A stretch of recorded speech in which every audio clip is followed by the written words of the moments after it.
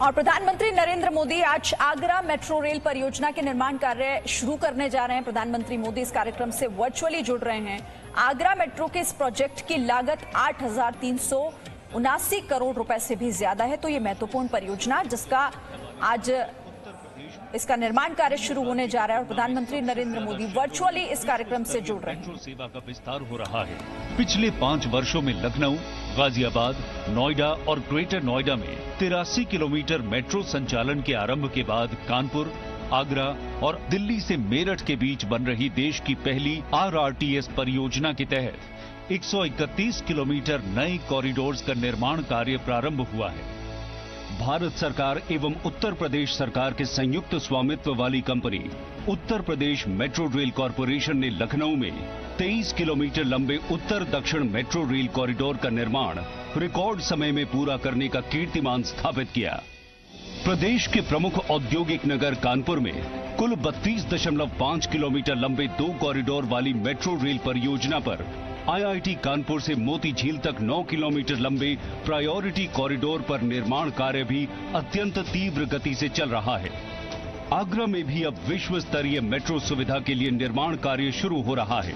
26 लाख जनसंख्या के साथ आगरा उत्तर प्रदेश का तीसरा सबसे घनी आबादी वाला शहर है। ये दुनिया भर के पर्यटकों और कला प्रेमियों के साथ व्यावसायिक दृष्टि से भी प्रदेश के प्रमुख शहरों में से एक है। 8,379.62 करोड़ रुपए की लागत के साथ आगरा में 29.4 किलोमीटर लंबे 2 मेट्रो कॉरिडोर का निर्माण होगा। पहला कॉरिडोर ताज ईस्ट गेट से सिकंदरा के मध्य निर्मित होगा, जिसकी कुल लंबाई 14 किलोमीटर होगी, जिसमें 6 एलिवेटेड और 7 भूमिगत स्टेशन निर्मित किए जाएंगे। 15.4 किलोमीटर लंबा और 14 स्टेशनों वाला दूसरा कॉरिडोर आगरा कैंट और कालिंदी विहार को आपस में जोड़ेगा। ये कॉरिडोर पूरी तरह एलिवेटेड होगा। देश के 27 शहरों में मेट्रो परियोजनाएं चल रही हैं और वर्ष 2022 तक करीब 1000 किलोमीटर मेट्रो रेल की संरचना देश को समर्पित करने की तैयारी है। आज प्रधानमंत्री नरेंद्र मोदी के कर कमलों द्वारा आगरा मेट्रो परियोजना के निर्माण कार्य का होने जा रहा है शुभारंभ।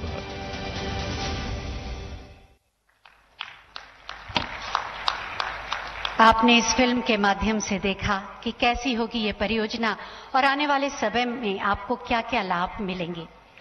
सबकी सुरक्षा, सबकी समृद्धि, सबका विकास, ये माननीय प्रधानमंत्री जी की प्राथमिकताओं में से एक है और उसी का प्रतिफल है आगरा मेट्रो रेल परियोजना, जिसके निर्माण कार्य का आज शुभारंभ होने जा रहा है। मैं बहुत ही आदर के साथ माननीय प्रधानमंत्री जी से अनुरोध करूंगी कि वो बटन दबाकर शिलापट का अनावरण करें।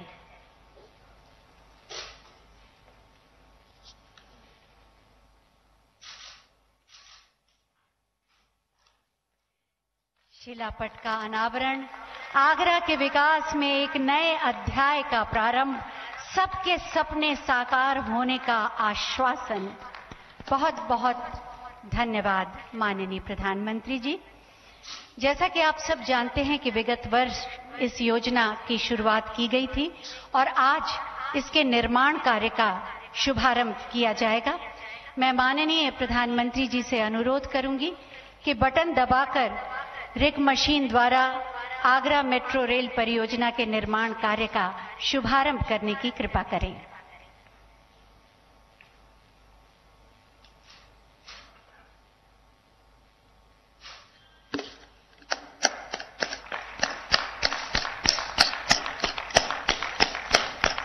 माननीय प्रधानमंत्री जी ने बटन दबाया और रिग मशीन ने इसका निर्माण कार्य प्रारंभ कर दिया। बहुत बहुत धन्यवाद माननीय प्रधानमंत्री जी। प्रकल्प और विकल्प से देश का कायाकल्प करने वाले आत्मनिर्भर भारत के रूप में एक नए राष्ट्र का निर्माण करने वाले माननीय प्रधानमंत्री जी से अब हम बहुत ही आदर के साथ अनुरोध करेंगे कि अपने आशीर्वचनों से हमारा मार्गदर्शन करें। आप सबकी जोरदार तालियों के साथ मेरे साथ बोलिए, भारत माता की। नमस्कार। उत्तर प्रदेश के राज्यपाल श्रीमती आनंदीबेन पटेल जी, केंद्रीय मंत्रिमंडल में मेरे साथी श्री हरदीप सिंह पुरी जी, उत्तर प्रदेश के लोकप्रिय मुख्यमंत्री श्रीमान योगी आदित्यनाथ जी, यूपी सरकार में मंत्री चौधरी उदयभान सिंह जी, डॉक्टर DS धर्मेश जी, संसद में मेरे साथी प्रोफेसर SP सिंह बघेल जी, श्री राजकुमार चाहर जी, श्री हरिद्वार दुबे जी, अन्य जनप्रतिनिधिगण और आगरा के मेरे प्यारे भाइयों और बहनों, आप सभी को मेट्रो का काम शुरू होने पर बहुत बहुत बधाई। आगरा के पास बहुत पुरातन पहचान तो हमेशा रही है। अब इसमें आधुनिकता का नया आयाम जुड़ रहा है। सैकड़ों वर्षों का इतिहास संजोए ये शहर अब 21वीं सदी के साथ कदम ताल मिलाने के लिए तैयार हो रहा है। भाइयों और बहनों, आगरा में स्मार्ट सुविधाएं विकसित करने के लिए पहले ही लगभग 1000 करोड़ रुपए के प्रोजेक्ट्स पर काम चल रहा है। पिछले साल जिस कमांड एंड कंट्रोल सेंटर का शिलान्यास करने का मुझे सौभाग्य मिला था, वो भी बनकर तैयार है। मुझे बताया गया है कि कोरोना के समय में ये सेंटर बहुत उपयोगी सिद्ध हुआ। अब 8000 करोड़ रुपए से अधिक का ये मेट्रो प्रोजेक्ट आगरा में स्मार्ट सुविधाओं के निर्माण से जुड़े मिशन को और मजबूत करेगा।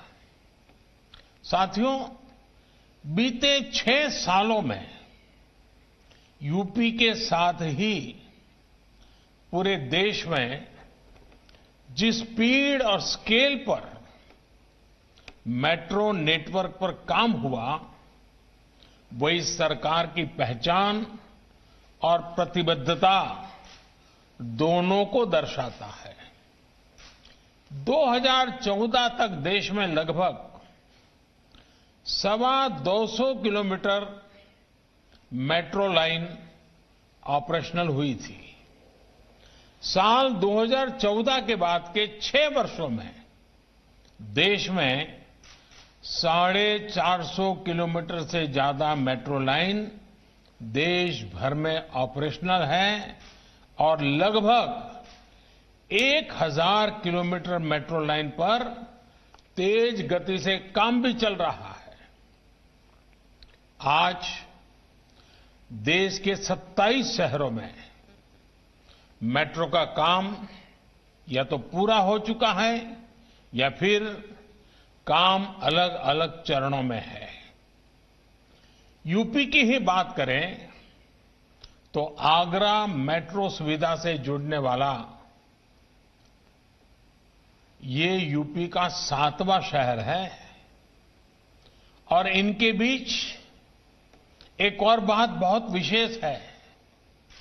देश में सिर्फ मेट्रो रेल नेटवर्क ही नहीं बन रहे हैं, बल्कि आज मेट्रो कोच भी मेक इन इंडिया के तहत भारत में ही बन रहे हैं। यही नहीं, जो सिग्नल सिस्टम है उसका भी पूरी तरह से भारत में ही निर्माण हो, इस पर भी काम चल रहा है। यानी अब मेट्रो नेटवर्क के मामले में भी भारत आत्मनिर्भर हो रहा है। भाइयों और बहनों, आज के नए भारत के सपने उतने ही बड़े हैं, उतने ही विराट हैं, लेकिन सिर्फ सपने देखने से काम नहीं चलता। सपनों को साहस के साथ पूरा भी करना पड़ता है। जब आप साहस के साथ, समर्पण के साथ आगे बढ़ते हैं तो कोई भी बाधा आपको रोक नहीं सकती।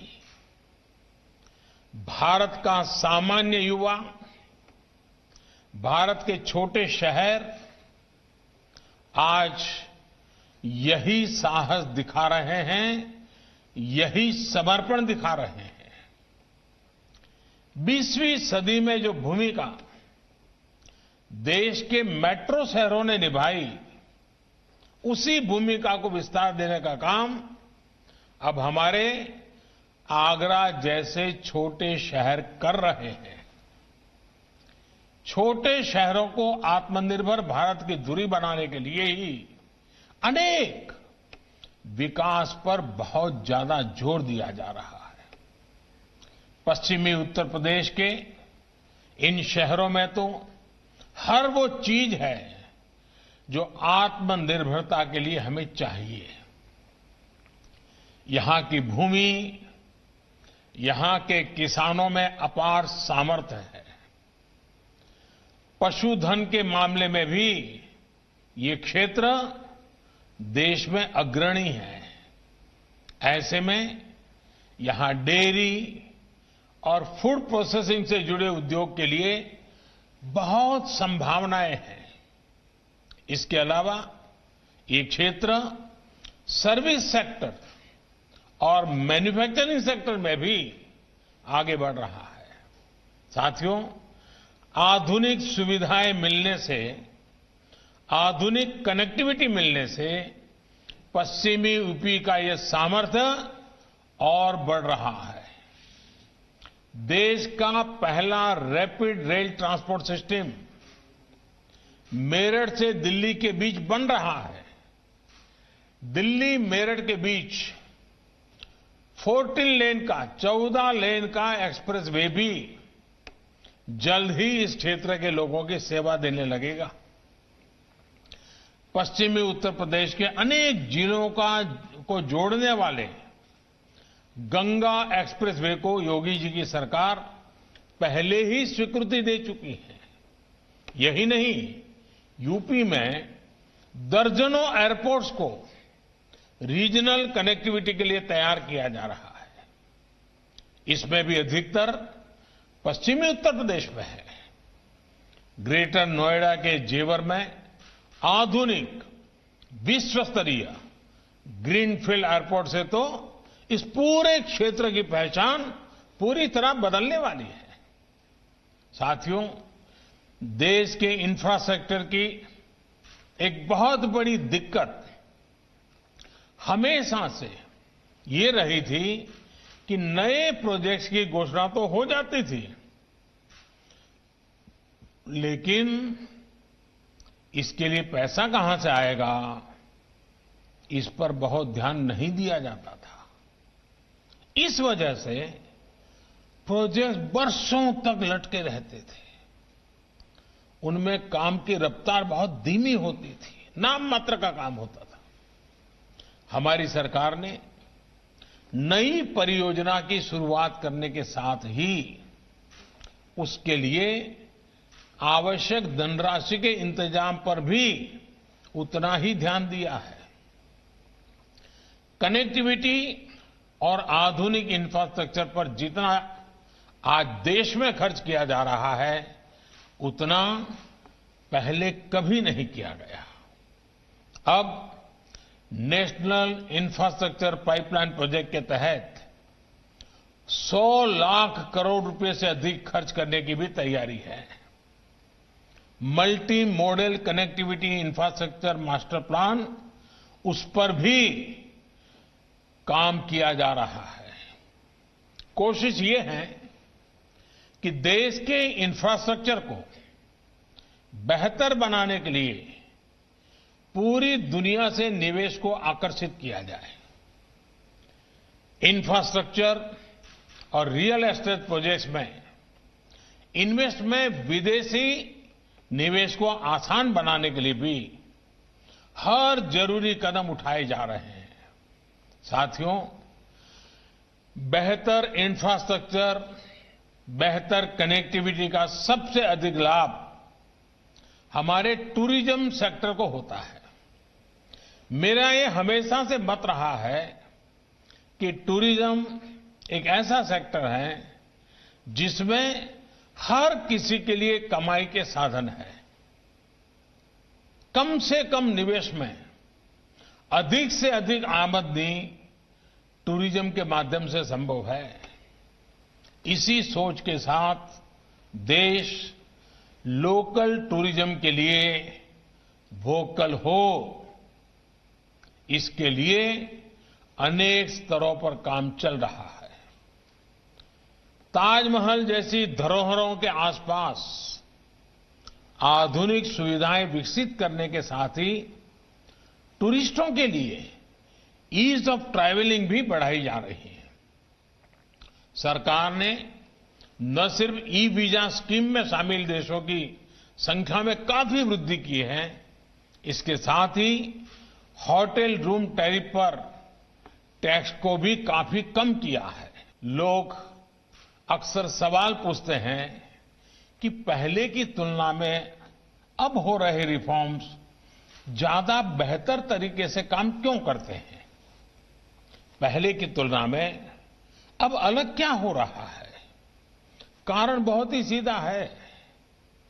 पहले रिफॉर्म्स टुकड़ों में होते थे, कुछ सेक्टरों, कुछ विभागों को ध्यान में रख के होते थे। अब एक संपूर्णता की सोच से रिफॉर्म्स किए जा रहे हैं। अब जैसे शहरों के विकास के को ही हम ले लें, शहरों के विकास के लिए हमने 4 स्तरों पर काम किया है। बीते समय से चली आ रही समस्याओं का समाधान हो, जीवन ज्यादा से ज्यादा सुगम हो, ज्यादा से ज्यादा निवेश हो और शहरों की व्यवस्थाओं में आधुनिक टेक्नोलॉजी का उपयोग अधिक हो। भाइयों और बहनों, रियल एस्टेट सेक्टर की क्या स्थिति थी, इससे हम भली भांति परिचित हैं। घर बनाने वालों और घर खरीदारों के बीच भरोसे की एक खाई आ चुकी थी। कुछ गलत नीयत वाले लोगों ने पूरे रियल एस्टेट को बदनाम करके रखा था। हमारे मध्यम वर्ग को परेशान करके रखा था। इस परेशानी को दूर करने के लिए रेरा का कानून लाया गया। हाल में कुछ रिपोर्ट जो आई है वो बताती है कि इस कानून के बाद मिडिल क्लास के घर तेजी से पूरे होने शुरू हुए हैं। इसी तरह हमारे शहरों में एक और बड़ी समस्या है, बड़ी संख्या में खाली पड़े घरों की। ये तब है जब बड़ी आबादी को किराए पर घर मिलने में भी परेशानी होती है। इस समस्या को दूर करने के लिए भी एक मॉडल कानून बनाकर राज्यों को दिया जा चुका है। साथियों, शहरों का जीवन आसान बनाने के लिए आधुनिक पब्लिक ट्रांसपोर्ट से लेकर हाउसिंग तक चौतरफा काम चल रहा है। यहां आगरा से ही प्रधानमंत्री आवास योजना की शुरुआत हुई थी। इस योजना के तहत शहरी गरीबों के लिए 1 करोड़ से ज्यादा घर स्वीकृत हो चुके हैं। शहर के मध्यम वर्ग के लिए भी पहली बार घर खरीदने के लिए मदद की जा रही है। अब तक 12.5 लाख से ज्यादा शहरी मध्यम वर्गीय परिवारों को भी घर खरीदने के लिए लगभग 28,000 करोड़ रुपए की मदद दी जा चुकी है। अमृत मिशन के तहत देश के सैकड़ों शहरों में पानी, सीवर जैसे इंफ्रास्ट्रक्चर को अपग्रेड किया जा रहा है। शहरों में सार्वजनिक टॉयलेट्स की बेहतर सुविधाएं हो, वेस्ट मैनेजमेंट की आधुनिक व्यवस्था हो, वेस्ट मैनेजमेंट को प्रायोरिटी देने के तरीके हो, इसके लिए स्थानीय निकायों को मदद दी जा रही है। भाइयों और बहनों, आज शहरी गरीब को मुफ्त इलाज मिल रहा है और मध्यम वर्ग को सस्ती दवाई मिल रही है, सस्ती सर्जरी उपलब्ध कराई जा रही है। सरकार की कोशिशों से बिजली से लेकर मोबाइल फोन तक उस पर खर्च बहुत कम हुआ है। एजुकेशन लोन से लेकर होम लोन तक ब्याज की दरें कम की गई हैं। ये भी पहली बार हुआ है जब रेहड़ी, ठेले, फेरी वाले छोटे उद्यमों को बैंकों से सस्ता ऋण उपलब्ध कराया गया है। यही तो सबका साथ, सबका विकास, सबका विश्वास है। भाइयों और बहनों, ये जो रिफॉर्म्स बीते कुछ समय से किए जा रहे हैं, उनसे देश में नया आत्मविश्वास आया है। विशेष तौर पर देश की बहनों, बेटियों तक जिस प्रकार सरकारी लाभ पहुंचा है, वो सचमुच में अगर बारीकियों में जाएंगे तो आपको भी संतोष देगा। पहले की तुलना में आपके अंदर भी एक नया विश्वास बढ़ेगा। हर रोज दूर सुदूर से अनेक चिट्ठियां मुझे मिल रही है। मीडिया के माध्यम से बहनों, बेटियों की भावनाएं मुझ तक पहुंच रही है। माताओं, बहनों के इसी आशीर्वाद से मैं वाकई भाव विभोर हूं। देश की बहनों, बेटियों, देश के युवाओं, देश के किसानों, देश के श्रमिकों, कर्मचारियों, व्यापारियों का विश्वास बीते हर चुनाव में दिख रहा है। यूपी सहित देश के कोने कोने में चुनाव के नतीजों में ये विश्वास झलक रहा है। 2-3 दिन पहले तेलंगाना में, हैदराबाद में गरीब और मध्यम वर्ग ने सरकार के प्रयासों को अभूतपूर्व आशीर्वाद दिया है।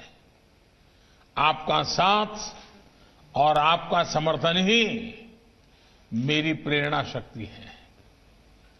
देशवासियों की छोटी से छोटी खुशी मुझे नए नए काम करने की हिम्मत देते हैं, नए इनिशिएटिव लेने की ताकत देते हैं, ताकि मैं आपकी भलाई के लिए और ज्यादा कर सकूं।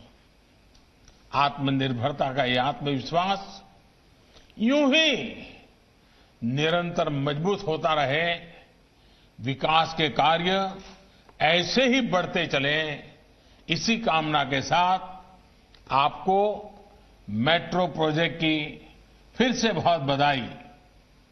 लेकिन एक बात मैं जरूर याद कराऊंगा, कोरोना के टीका का इंतजार है। और पिछले दिनों में जब वैज्ञानिकों से मिला तो अब कोई ज्यादा देर होगी ऐसा नहीं लगता है। लेकिन संक्रमण के बचाव को लेकर हमारी सावधानी में कोई कमी नहीं आनी चाहिए। मास्क, 2 गज की दूरी, ये बहुत जरूरी है। आप इसका ध्यान रखेंगे, इसी विश्वास के साथ आप सबका बहुत बहुत आभार, धन्यवाद। बहुत बहुत धन्यवाद माननीय प्रधानमंत्री जी। Presenting B News app, available on Google Play and App Store. Download it now.